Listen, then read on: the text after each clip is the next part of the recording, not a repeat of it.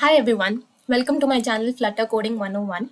So today in this video we are going to see how we can deploy a web application that we have built using Flutter on Netlify using just 4 simple easy steps. So the first step is you need to create an account on Netlify.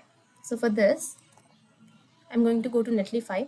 I have already created an account. You can create an account using your GitHub or the other options that they show in. Since I already have an account, I'll be logging into my account. This I have created using my GitHub. Now there's already one project that I have published. Now if you want to publish another project, you need to go to add new site and then deploy manually. Now over here, you need to drag and drop your site output files, for which you need to go to your app, your web app that you have created,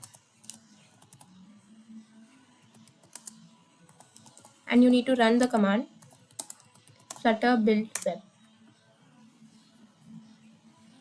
This will generate web files for your application. Once this has been built, this will take like 4 or 5 a couple of minutes to build.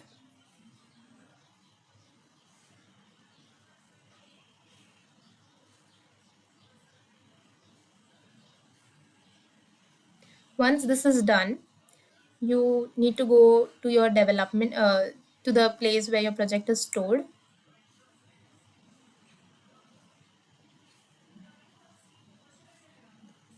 And then you do not select the web file over here. You need to select the web file which is inside the build folder. So it has been built now. So you can see this web file. Now over here, again you will be going to the place where your project is stored, build, and web.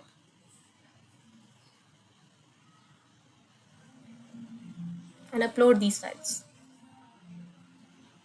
If you do not want to manually upload, you can also connect it with your Git repository and push the build files in your Git, and then you can configure it accordingly.